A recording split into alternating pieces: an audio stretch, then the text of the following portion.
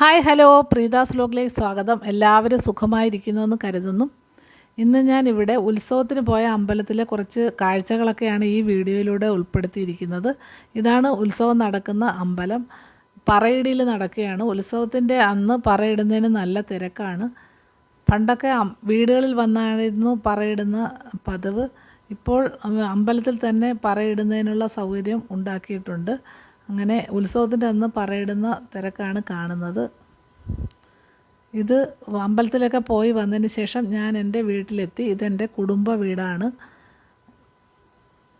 മാമന്മാരും അവരുടെ സുഹൃത്തുക്കളും ഒക്കെ എത്തിയിട്ടുണ്ട്. ഉത്സവത്തിൻ്റെ അന്ന് മിക്കവാറും എല്ലാ ബന്ധുക്കളും നമ്മുടെ വീടുകളിൽ എല്ലാവരും എത്തിച്ചേരും. എല്ലാ വീടുകളിലും അവരവരുടെ ബന്ധുക്കളെല്ലാം ഒത്തുചേരുന്ന ഒരു ഉത്സവമാണ് ഇത്. ഞാനും അനിയത്തിയും മാമിയും അമ്മയും എല്ലാവരും കൂടെ ചേർന്ന് അല്പനേരം അമ്പലത്തിൽ പോയി വന്നതിന് ശേഷം വർത്തമാനമൊക്കെ പറഞ്ഞുകൊണ്ടിരിക്കുകയാണ്.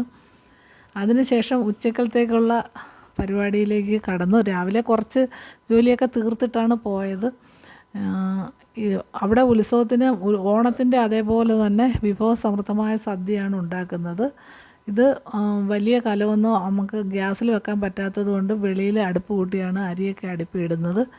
അതിനുശേഷം പായസം സഹിതം നല്ല വിഭവസമൃദ്ധമായ സദ്യ ഇലയൊക്കെ ഇട്ടാണ് നമ്മൾ ഉത്സവം ആഘോഷിക്കുന്നത് എല്ലാ വീടുകളിലും. അങ്ങനെയാണ് അവിടുത്തെ ഭഗവാന്റെ തിരുനാൾ വളരെ പ്രാധാന്യത്തോടു കൂടിയാണ് എല്ലാ വീടുകളിലും ആഘോഷിക്കുന്നത്. ഓണവും ഉത്സവമാണ് അവിടെ പ്രധാനം. അങ്ങനെ പായസത്തിൻ്റെ അവസാന മിനുക്കുപണിയിലേക്ക് കടന്നിരിക്കുകയാണ്. എല്ലാം നേരത്തെ ഒരുപാട് നേരത്തെ തന്നെ എല്ലാം റെഡിയാക്കും.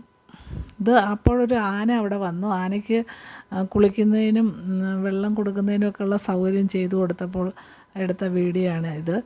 3-4 ആനകൾ അമ്പലത്തിലേക്ക് ഉണ്ടല്ലോ. 5 ആനകളാണ് ഇപ്രാവശ്യം ഉണ്ടായിരുന്നത്. അന്നേരം അതിലൊരു ആനയാണത്. പിന്നീട് ബന്ധുക്കളും സുഹൃത്തുക്കളും ഒക്കെ നമ്മുടെ വീട്ടിലെത്തി. മാമനും കുഞ്ഞമ്മയും സുഹൃത്തുക്കളും എല്ലാമായിട്ട് ഇന്ന് വർത്തമാനം പറയുന്നത്. ഇത് അനിയത്തിയുടെ മോനാണ്. എല്ലാവരും കൂടെ ഇരുന്ന് സംസാരിക്കുന്ന വീഡിയോ ആണത്.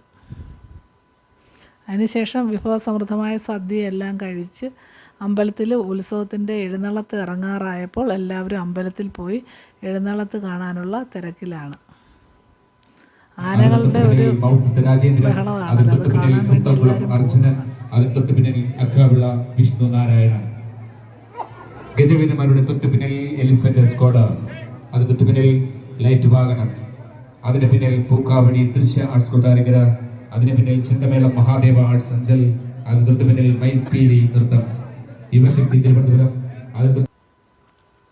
3 ആനകൾ വന്നിട്ടുണ്ടായിരുന്നു ഞങ്ങൾ ചെന്നപ്പോൾ. അതിൻ്റെ വീഡിയോ ആണ് ഈ കാണുന്നത്. ഇനി പ്രധാനപ്പെട്ട 2 ആനകൾ എത്തിച്ചേരാത്തതുകൊണ്ട് മൈക്കിൽ കൂടി ഇങ്ങനെ അനൗൺസ്മെൻറ്റ് നടത്തുന്നുണ്ട്. അതിനുശേഷം ഭഗവാന്റെ തിടമ്പൊക്കെ ഏറ്റി അതിൻ്റെ ഒരു ചടങ്ങാണ് കാണുന്നത്.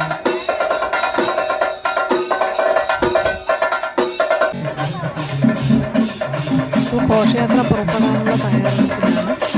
ഓരോരോ ഘോഷയാത്രകളിൽ അണിനിരക്കുന്ന ഓരോരോ കാര്യങ്ങളാണ് ഇപ്പോൾ പറഞ്ഞിരിക്കുന്നത്.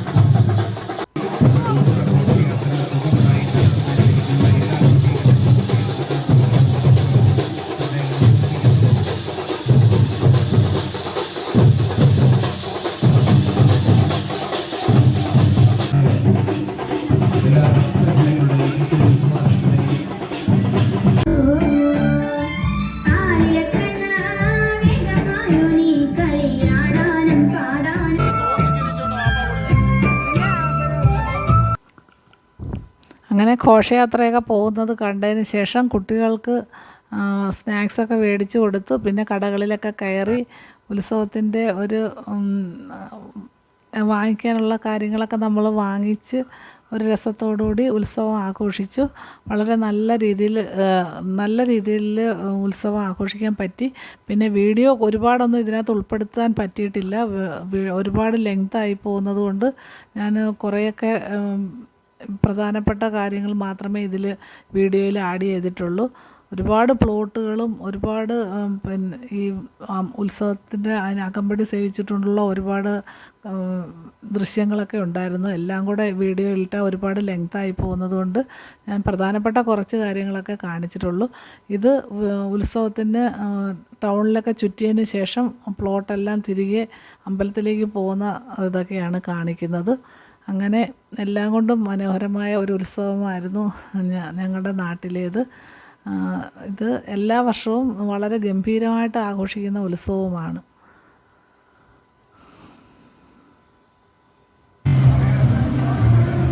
അങ്ങനെ എല്ലാം നന്നായി പര്യവസാനിച്ചു. മറ്റൊരു വീഡിയോയുമായി നാളെ